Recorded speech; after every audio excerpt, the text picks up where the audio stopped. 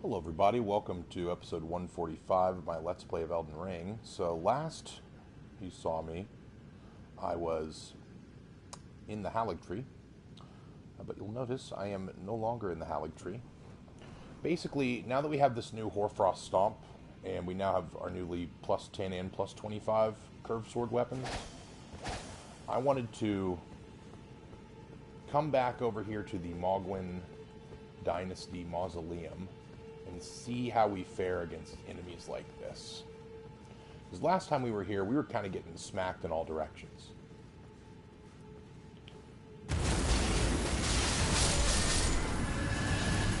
Wow, this move is strong.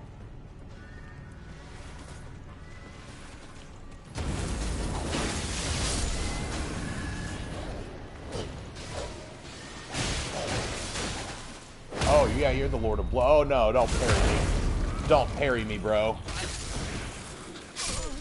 I thought you were an Albinuric. That explains that. That ain't even the boss. Hey, that's okay.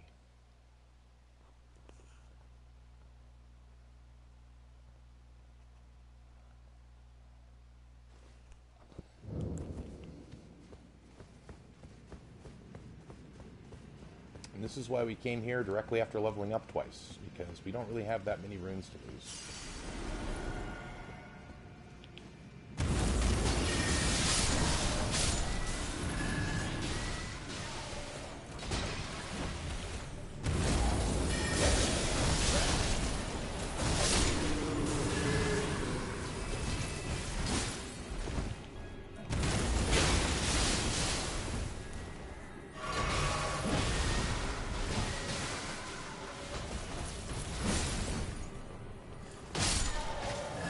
That's the guy I'm right next to. That's the guy I actually want to take out.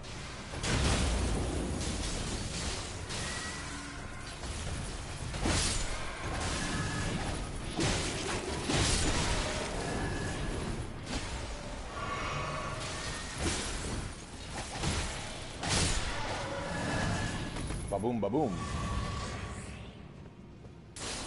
They don't give you any breaks here, do they?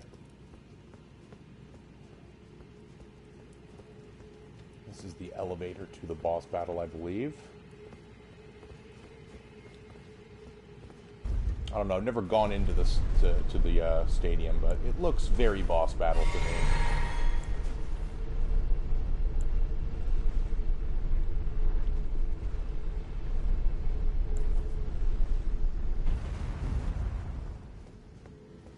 Alright, here we go. Ooh, cutscene boss.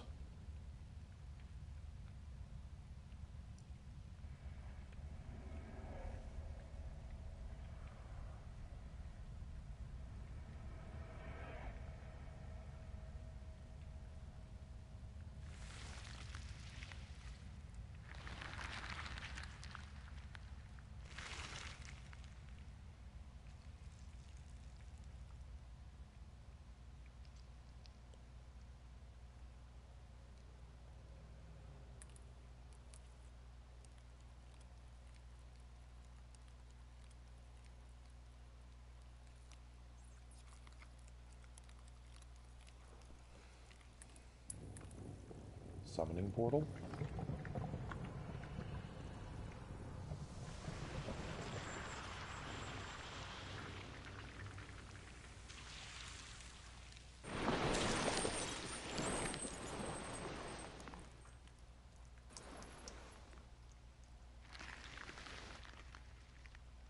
Dearest Mikola,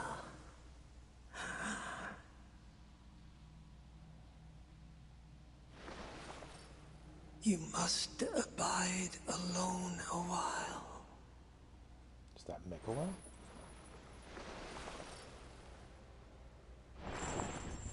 Welcome, honored guest, to the birthplace of our dynasty.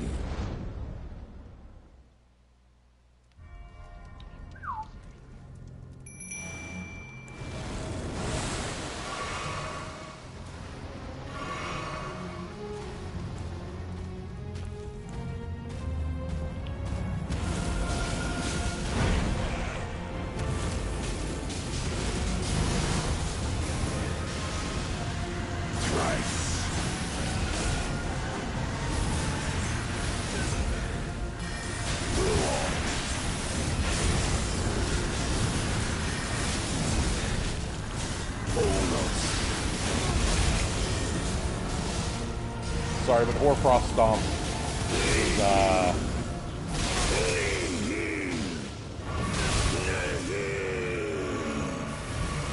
oh, he's taking the health from us, isn't he?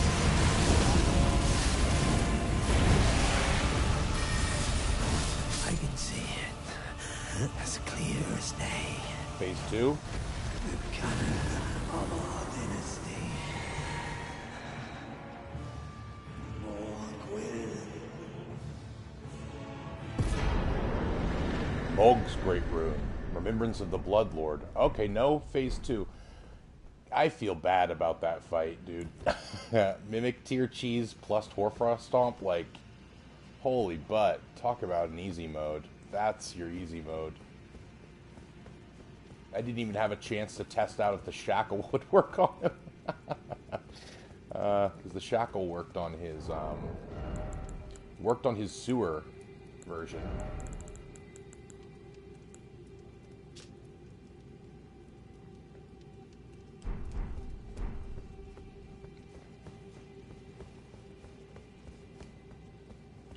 He's the second boss that has spoken after dying.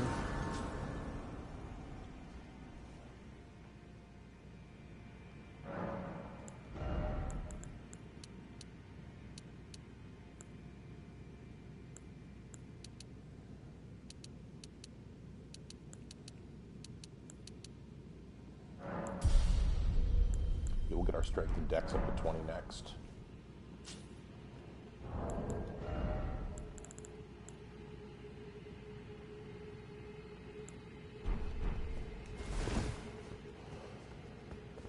Now, can we interact with this hand? Looks like we cannot. However, this area was fog gated during the boss battle.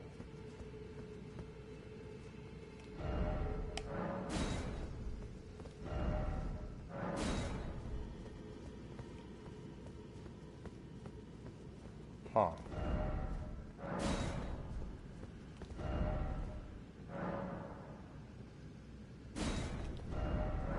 No jumping off.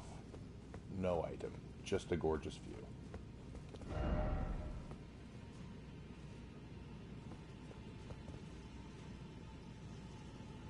And it truly is a gorgeous view.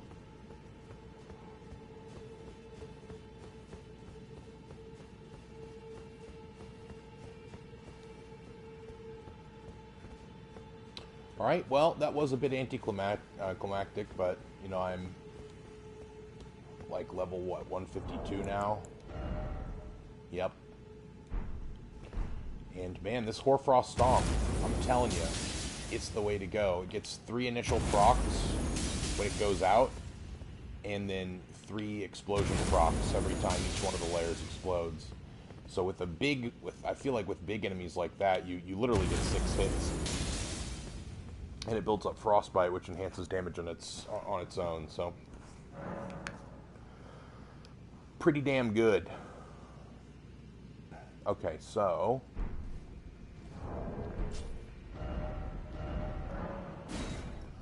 let's head to the Roundtable Hold and see what kind of weapons we can get with his soul. Let's also see if his dope-ass helmet is for sale.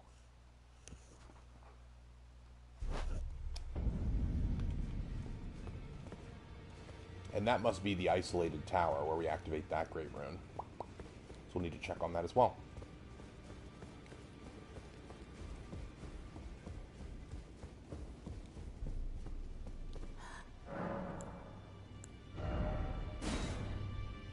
Okay, we've got a Sacred Spear. It's an arcane scaling weapon. And we've got Blood Boon, Faith in Arcane.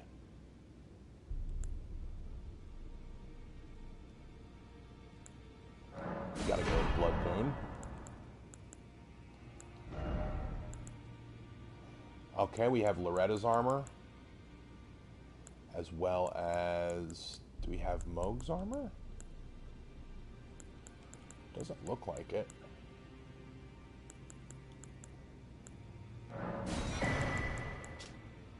Silver Helm of Loretta, a knight who served Miquella's Haligtree. Loretta, once a royal Carian knight, went on a journey in search of a haven for Albinaurics. She determined the Halig Tree was their best chance for eventual salvation.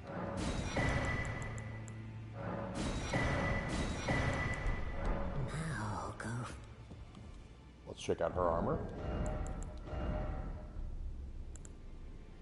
Significantly lighter. Oh, quite beautiful.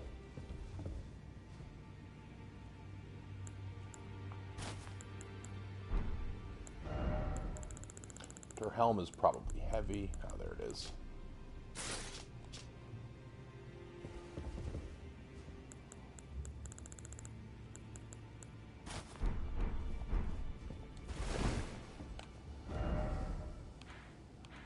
Okay.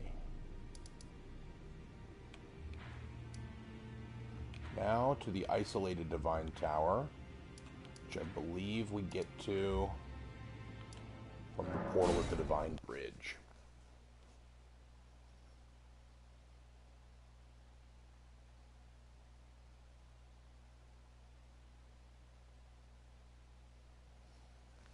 I was wondering why there was a sixth tower.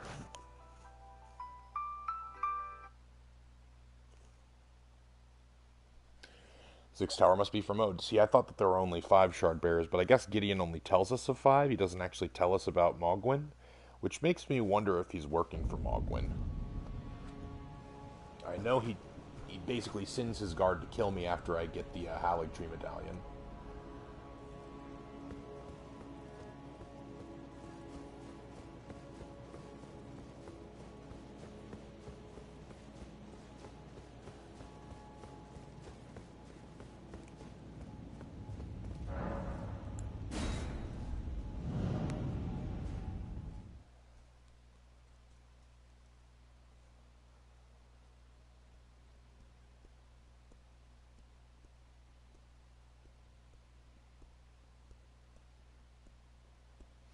We also need to check on Praetor Reichert again and see if his head has been fully consumed yet.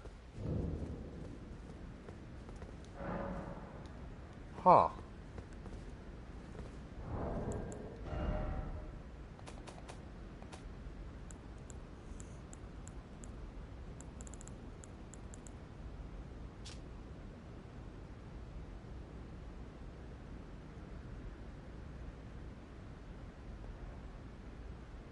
Mohg's Great Rune is also activated in the Tower of East Atlas?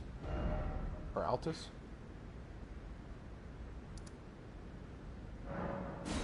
Weird. I thought I activated, wasn't the Serpents. That one was sort of in South Altus Plateau. Morgoth's. Yeah, I thought Morgoth's rune was activated there. If this allows me to activate Mohg's and Morgoth's,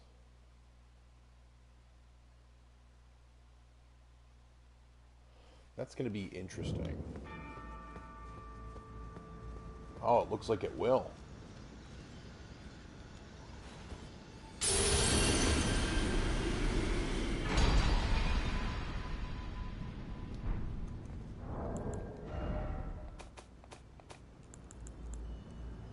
Grants a blessing of blood to phantoms. Oh, nice. So Mohg's Great Rune is kind of like the Invader Great Rune. A Great Rune of the Shardbearer Mohg. Its blessing grants a blessing of blood to summoned phantoms and imparts a phantom Great Rune upon successful invasion. Mohg and Morgoth are twin brothers. Ah. And their Great Runes are naturally similar, so that's why we activate their runes at the same tower. But Mohg's rune is soaked in accursed blood from his devout love for the wretched mire that he was born into, far below the earth. Interesting that Morgoth was born an omen, and there's no mention of Mohg being an omen. So I wonder if Mohg was an omen and Morgoth wasn't, or if Mohg was an omen as well, but he was kind of into it. Interesting.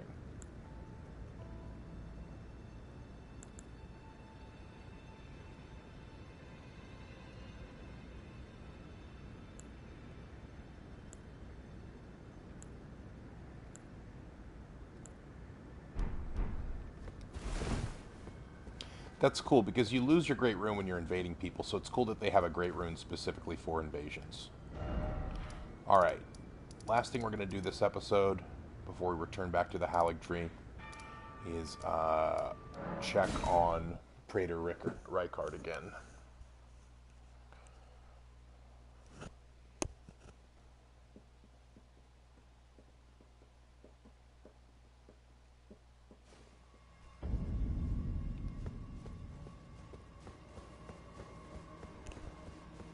Okay, looks like his head is still there.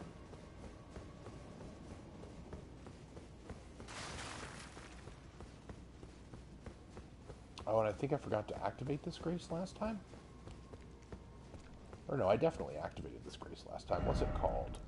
Oh, right, I just always miss it because I have a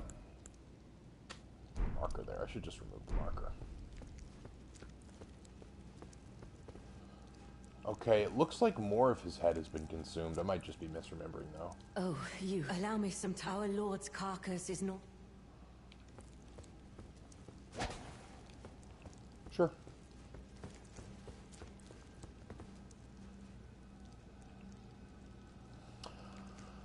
Alright, well then that is the last thing that we'll do today. Or not today, but for this episode. I'll be probably back this evening. Is my thing still here?